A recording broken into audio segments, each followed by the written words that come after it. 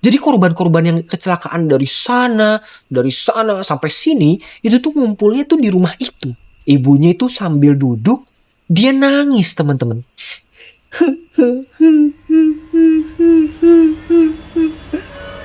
Yang bikin si Bayunya ini shock teman-teman ya. Tiba-tiba ibunya bilang gini.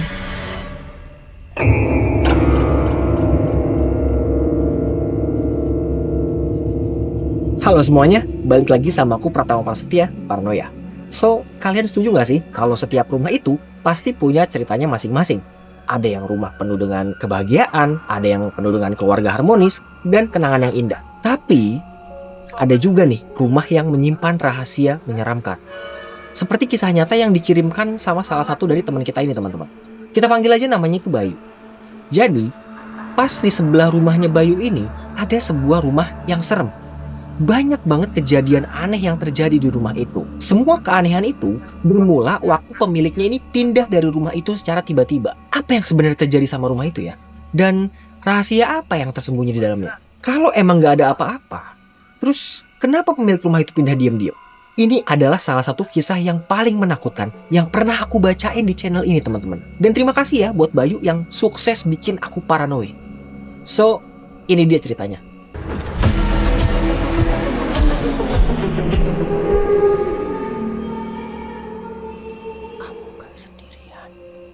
Jadi kisah ini tuh terjadi di salah satu daerah di Jakarta Utara teman-teman. Nah si Bayu ini tinggal sama orang tuanya di salah satu komplek yang letaknya tuh di pinggir jalan besar. Jadi rumahnya itu ini tuh di seberangnya tuh jalanan yang cuma dipisahin sama tanah sama rerumputan doang. Nah karena lokasinya itu deket banget sama pelabuhan, jadinya yang lewat di jalan itu tuh jadi akses utama kendaraan-kendaraan berat. Kayak truk, tronton, kontainer, kargo. Di jalan besar ini juga sering banget terjadi kecelakaan maut teman-teman. Motor yang kelindes truk, mobil kejepit kontainer, bahkan ada korban yang badannya itu hancur gak karuan. Saking seringnya terjadi kecelakaan, orang-orang yang tinggal di komplek itu tuh udah terbiasa sama situasinya. Nah, kita balik lagi nih di komplek rumahnya Bayu. Di sebelah rumahnya si Bayu ini, ada sebuah rumah misterius yang juga ditempatin sama keluarga misterius teman-teman. Kita sebut aja keluarganya Pak Dharma. Keluarganya Pak Dharma ini terdiri dari istri dan 2 anak perempuan. Ya, kira-kira usianya tuh 7-9 tahun lah. Dan satu keluarga ini tuh, itu tuh super duper introvert teman-teman. Mereka itu jarang keluar rumah, jarang interaksi sama tetangga, nggak pernah datang ngeronda atau kerja bakti gitu ya. Pokoknya mereka keluar itu kalau nggak si Pak Dharma itu mau kerja, atau mereka tuh pergi liburan. Bahkan ya, tiap lebaran aja, keluarga ini tuh gak pernah di rumah. Mereka selalu pergi ke kampungnya. Semisterius itu. Makanya keluarganya Pak Dharma ini udah jadi bahan omongan sama para tetangga. Itu baru penghuninya teman-teman. Belum tempat tinggalnya. Rumah itu tuh hampir kelihatan gak ada orang. Sepi banget. Kita aja nih ya, kalau rumah ada orangnya, ya minimal dengar-dengar suara TV kek, atau ada suara orang ngobrol kek. Nah rumahnya Pak Dharma itu, ini enggak teman-teman. Padahal jelas-jelas ada satu keluarga yang tinggal di sana. Bener-bener kelihatan kayak rumah gak berpenghuni. Tapi gak cuma itu. Keanehan lain mulai terjadi semenjak keluarganya Pak Dharma pergi dari rumah. Jadi, waktu liburan panjang sekolah, sore-sore, Bayu ngeliat nih Pak Dharma sama istri dan anak-anaknya lagi ngepackingin barang-barang ke dalam mobil. Barang-barang itu banyak banget ya. Ya, ada beberapa koper gitu lah. Si Bayu mikir nih, wah mau libur panjang nih kata dia gitu kan. Soalnya barang bawaannya itu banyak banget. Udah tuh kan jam 5 sore Pak Dharma sekeluarga berangkat. Nah malamnya Bayu mulai ngerasain hal-hal mistis. Jadi tembok kamarnya si Bayu ini itu tuh bersebelahan langsung sama rumahnya Pak Dharma. Jadi bener-bener nempel gitu temboknya. Nah di jam setengah 12 malam, waktu si Bayu ini lagi siap-siap mau tidur, tiba-tiba dia denger temboknya tuh ada suara kayak ada yang ngetok-ngetok gitu. Nah di sini posisinya si Bayu masih biasa aja teman-teman. Dia nggak takut, nggak ada pikiran aneh-aneh. Apa yang dia lakuin? Dibercandain sama si Bayu teman-teman. Dia balas lagi kan ngetok gini pakai irama. Dek, dek, dek, dek, dek, dek. Ya sebenarnya aku juga nggak tahu nada aslinya gimana ya. Ya kita anggap aja begitulah iramanya ya. Udah tuh diketok gitu sama si Bayu. Di sini nggak terjadi apa-apa teman-teman. Dia tarik selimut, dia coba buat merem, terus pas dia udah mau pulas, itu temboknya bunyi lagi. Dan pakai irama yang sama kayak si Bayu. Dek, dek, dek, dek, dek, dek. Itu si Bayu langsung lompat dari kasurnya teman-teman. Karena di sini tuh seolah-olah ketokannya dia tuh ada yang bales. Padahal rumah sebelah itu posisinya lagi kosong. Dan Bayu lihat pakai mata kepalanya sendiri kalau Pak Dharma sekeluarga itu lagi pada pergi. Lagian aku juga nggak tahu ya apa yang dipikirannya si Bayu ya. Bisa-bisanya kamu balas gitu ya. Kalau aku mah kalau dengar suara kayak gitu tuh fix langsung kabur teman-teman. Udah tuh, itu baru kejadian pertama nih. Nah, beberapa hari kemudian ada lagi ternyata kejadian lain. Waktu itu sekitar jam 10 malam, Bayu lagi disuruh ibunya nih buat buang sampah yang ada di halaman belakang. Nah, kalian bayangin situasinya ya. Malam-malam, gelap, gak ada siapa-siapa. Nah, pas si Bayu itu mau ngangkat itu plastik sampah, tiba-tiba di belakang dari arah rumahnya Pak Dharma, itu ada yang... Nah, di sini sontak dong si Bayu itu nengok ke belakang nih. Nah, begitu dia noleh, pas dia ngelihat itu, di ventilasi pintu belakangnya rumahnya Pak Dharma, itu dia ngelihat ada yang nongol tangan perempuan. Kalau kata si Bayu, tangannya itu pucat dan kukunya itu hitam. Nah, pas si Bayu nengok itu, sepersekian detik, tangan itu masuk lagi ke dalam teman-teman. Jadi kejadian itu kayak cepet banget. Langsung lari aku bang, kata si Bayu gitu kan. Langsung lari aku ngeliat tangan itu. Bodo amat, aku tinggal aja sampahnya di situ. Nah, pas diceritain kejadian itu ke ayahnya ya, ayahnya ini nggak percaya teman-teman. Alah, kamu lagi ngantuk aja kali, lagi capek kamu tuh. Gak ada yang kayak gitu tuh, gak ada. Dan keluarganya Bayu ini emang tipikal yang gak percaya hantu teman-teman. Dia ini kan punya kakak perempuan ya. Nah sebenarnya kakaknya ini juga sering ngalamin kejadian-kejadian aneh gitu. Kayak dari luar pintu kamarnya itu ada yang nyakar-nyakar. Ya. Tapi dia itu denial gitu. Nganggep itu tuh cuma halusinasi. Sama kayak ibu dan ayahnya ya. Tapi kemudian pandangan mereka sama hal mistis ini mulai berubah waktu ibunya Bayu kerasukan. Jadi ini kejadiannya tuh pas banget mau maghrib ya. Nah, waktu azan itu dikumandangkan, ibunya di luar nih masih ngangkatin jemuran. Seperti biasa ya, si Bayu ini sebagai anak bontot tuh bantu-bantu ibunya. Gak lama ibunya ini masuk rumah, pas dia lagi ngelipetin pakaiannya. Tiba-tiba ibunya itu sambil duduk, dia nangis teman-teman.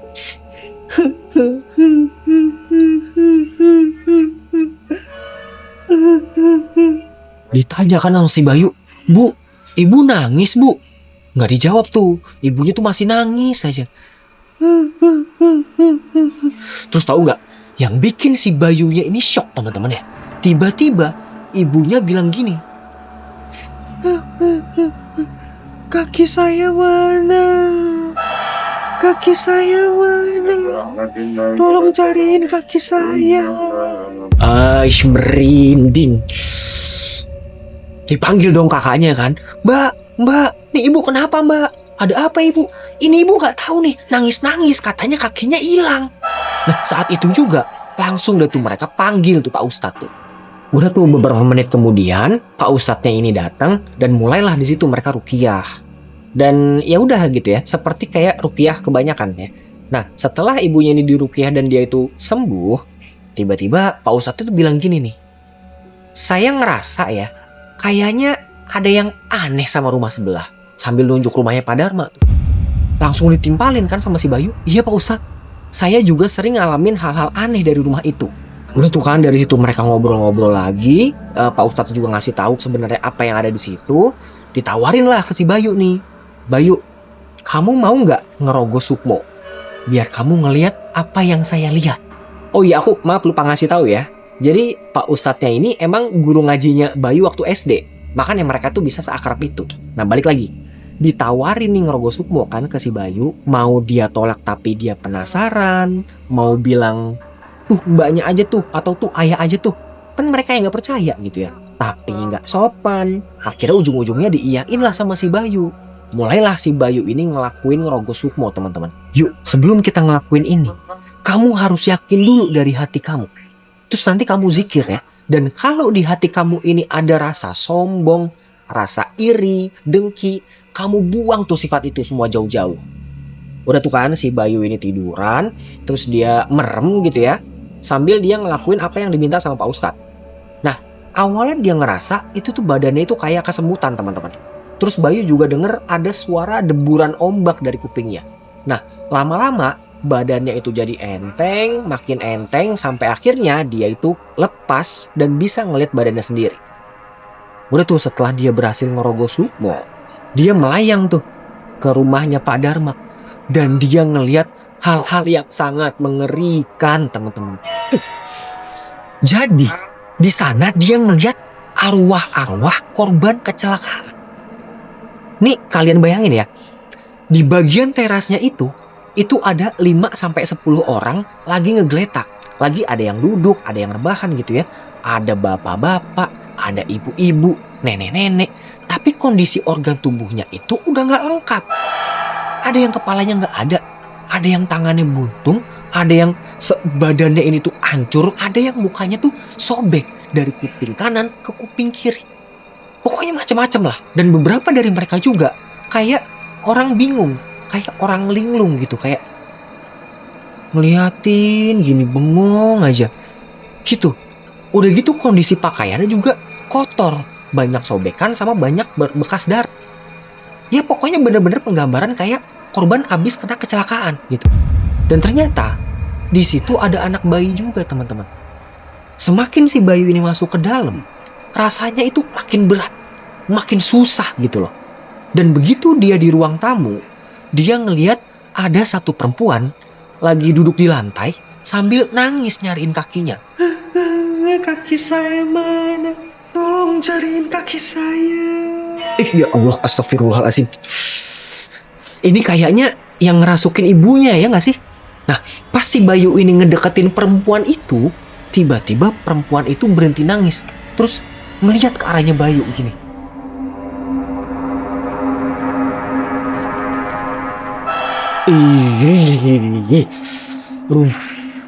Udah tuh kan di sini tuh Bayu tuh berusaha sekuat tenaga biar dia nggak ngerasain takut teman-teman. Karena kalau dia sedikit aja ngerasain takut, itu tuh sukmanya tuh bisa tiba-tiba balik lagi gitu, bisa sadar lagi dia. Udah tuh kan di sini dia nahan rasa takutnya, terus si Bayu ini lanjut lagi nerusurin rumahnya si Pak Dharma. Dia masuk lagi tuh ke kamar tidur, masuk lagi ke kamar mandi. Tapi ada satu bagian rumah ini yang nggak bisa dimasukin teman-teman, yaitu bagian dapur belakang. Jadi katanya si Bayu, di depan pintu dapurnya itu kayak ada tembok api yang nutupin. Jadi dia nggak bisa ke sana tuh. Karena pas dideketin itu tuh rasanya itu panas banget. Makanya dia mutusin dari situ buat mundur. Udah tuh setelah dia tahu apa yang ada di dalam rumah itu, ustadznya langsung balikin lagi sukmanya Bayu ke badannya. Tahu nggak di sini tuh si Bayu pas sadar mukanya itu pucat banget teman-teman. Nafasnya tuh kayak orang habis lari 10 kilo gitu. Dia cerita tuh kan ke keluarganya, ya Bu, ternyata di rumahnya Pak Dharma itu ada setan. Ada bapak-bapak mukanya hancur, ada perempuan tangannya buntung, badannya kebelah, begini. Itu semua orang yang dengar ceritanya Bayu, itu langsung merinding teman-teman. Astagfirullahaladzim. Yang bikin ini lebih serem ya, itu tuh justru penjelasan dari Pak Ustadz. Beliau bilang gini nih, rumah tetangga kalian ini itu tuh jadi tempat berkumpul sama arwah-arwah penasaran yang kecelakaan dari jalan besar. Jadi korban-korban yang kecelakaan dari sana sampai sini itu tuh ngumpulnya tuh di rumah itu. Kok bisa gitu Pak Ustadz? Ditanyakan sama ayahnya Bayu ya. Ya saya sih nggak mau suuzon ya, tapi perasaan saya seperti ada yang dipelihara di rumah itu. Dan yang dipelihara itu tuh yang bikin arwah-arwah ini tuh ngumpul. Aduh, merinding ya. Dan lokasinya itu ada di bagian dapur. Tapi sekali lagi, itu baru dugaan saya ya Pak. Saya juga nggak bisa nuduh siapapun tanpa bukti yang jelas. Nah, yang bisa saya lakukan sekarang cuma kasih pagar gaib di rumah itu biar arwahnya itu nggak nyebar kemana-mana. Udah tuh kan, akhirnya Pak Ustadz ini masangin pagar gaib di rumah itu. Nah, sebelum beliau ini pulang, beliau nambahin lagi. Nanti kalau Pak Dharma pulang, kabarin saya aja ya, biar saya kasih pengertian dan kita sama-sama bisa bersihin tuh yang apapun yang ada di dapur itu. Oke baik Pak Ustadz, nanti saya kabarin lagi ya, kata ayahnya Bayu gitu kan. Nah beberapa bulan kemudian, semuanya ini mulai berjalan normal teman-teman. Gak ada kejadian aneh lagi dari rumah itu. Tapi, ada satu hal yang janggal nih. Udah sebulan lebih, Pak Dharma belum pulang-pulang juga. Padahal, ini tuh harusnya tuh anak-anak itu udah pada masuk ke sekolah ya. Awal dikira Bayu sekeluarga, Pak Dharma ini pindah rumah diam-diam tuh. Karena emang ya dia ini tuh tipikal yang gak bersosialisasi gitu ya. Jadi ya wajar aja tuh dia pindah gak ngabarin siapa-siapa. Apalagi Bayu juga ngeliat kalau mereka sekeluarga itu bawa barang banyak banget sebelum pergi. Tapi kemudian pertanyaan itu kejawab teman-teman. Di mana sebenarnya keluarga misterius ini? Jadi sore itu ada nih datang 2 mobil parkir di depan rumahnya Pak Dharma. Dan setelah ayahnya Bayu ngajak kenalan, ternyata itu ibu mertuanya dan adik iparnya Pak Dharma. Dan kalian mau tahu apa yang dibilang sama ibu itu? Jadi sebelumnya beliau itu minta maaf dulu nih. Mas, saya mau ngabarin. Tujuan saya ke sini, saya mau minta maaf ya atas segala kesalahan anak dan menantu saya selama tinggal di sini. Oh iya ibu, kata ayahnya Bayu begitu kan. Bingung juga tuh dia. Emang Pak Dharma kemana ya bu? Anak saya sama Dharma sudah meninggal mas. Hah? Innalillahi wa inna ilaihi raji'un. Meninggal? Iya, jadi waktu mau liburan ke tempat saya, di tengah perjalanan itu, mereka itu kena kecelakaan beruntun. Kecelakaannya cukup parah ya, dan mereka berdua gak ketolong mas. Alhamdulillahnya, cucu-cucu saya masih bisa selamat mas. Dengar kabar begitu, ayahnya Bayu nih kaget dong. Karena dia gak nyangka sampai begitu kejadiannya. Udah tuh setelah mereka ngobrol-ngobrol cukup lama, ibu mertuanya minta tolong nih ke para tetangga buat dibantu untuk beres-beresin rumahnya Pak Dharma. Di sini Bayu ngelihat ini tuh sebagai kesempatan emas nih teman-teman. Karena dia itu juga masih penasaran sama apa yang ada di dapur itu. Jadinya dia ngikut lah tuh buat bantuin beres-beres rumahnya. Begitu mereka masuk ke rumah itu, suasananya itu pengap banget teman-teman. Kayak nggak ada hawanya. Gerah banget gitu. Padahal baru ditinggal beberapa bulan doang sama Pak Dharma. Makanya Bayu juga heran kan, kok bisa ya keluarga ini tuh betah tinggal di rumah sumpah kayak begini. Tapi fokusnya dia nggak ke situ. Tujuannya dia adalah dia pengen lihat tuh apa sih yang ada di dapur itu, apa yang dipelihara sama keluarga ini. Akhirnya jalanlah dia ke dapur tuh minta ditemenin sama ayahnya. Jadi posisinya itu dapurnya ini ada di belakang, terus pintunya itu ditutup pakai gorden gitu. Nah, pas ngarah ke sana, Bayu sama ayahnya itu udah nyium bau-bau busuk campur bau-bau anyir gitu. Dan dibuka dong hordeng itu, dan ternyata isinya itu gila teman-teman. Gila banget. Jadi di dapurnya itu nih ada satu petakan gitu ya, yang dia itu nggak ditutup keramik, nggak disemen, jadi langsung ke tanah gitu ya. Dan di bagian itu cuma ditutup kain merah. Nah pas kain merahnya itu diangkat, mereka nemuin kayak kuburan kecil ya kira-kira 1 meter gitu ya. Nah di kuburan itu, di sekitar kuburan itu ada mangkok-mangkok yang isinya itu kembang 7 rupa, ada bekas lilin, terus ada beberapa batang dupa. Dan ada foto anak laki-laki yang entah itu anaknya siapa. Gak ada satupun orang yang kenal sama anak di foto itu. Termasuk mertua sama iparnya Pak Dharma. Saudaranya bukan, anaknya Pak Dharma juga bukan, dan bukan foto dari anak dari komplek itu juga. Dan kalau keluarganya aja nggak ada yang kenal, terus siapa dong anak di foto itu ya? Udah tuh semua orang yang ada di dapur itu tuh diem teman-teman. Nah terus bapaknya Bayu bilang gini, Pak, Bu, semua yang ada di sini sebaiknya jangan kita pegang-pegang. Saya juga takut ya kalau itu tuh makam beneran. Jadi mendingan udah sekarang kita lapor aja ke polisi. Udah tuh kan setelah mereka lapor ke polisi, nah gak lama polisi tuh langsung datang ke lokasi dan masangin polis line gitu ya, garis polisi. Warga yang tahu kabar itu tuh juga banyak yang nyamperin.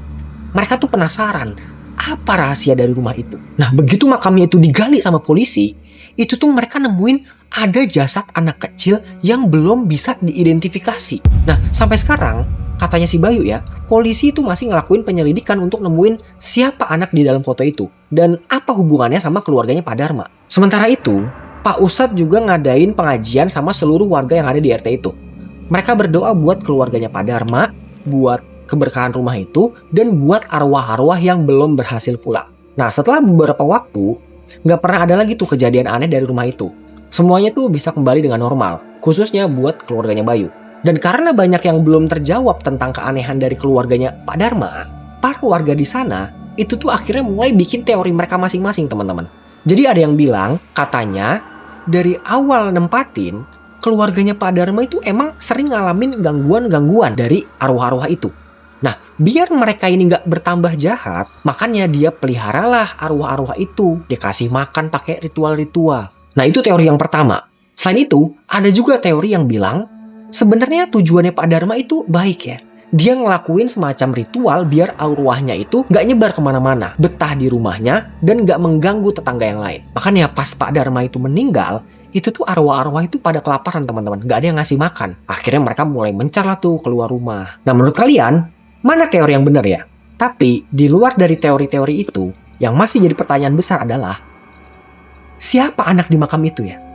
Dan apakah meninggalnya Pak Dharma dan istrinya itu tuh ada hubungannya sama ritual tersebut? Tulis teori kalian sendiri di kolom komentar, teman-teman. So, itu dia tadi teman-teman cerita kiriman dari Bayu. Gimana menurut kalian? Apakah cerita ini tuh cukup menyeramkan?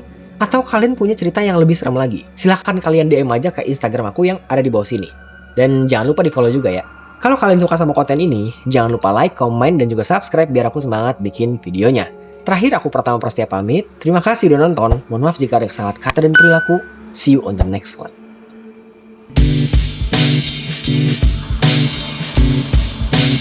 Thank you.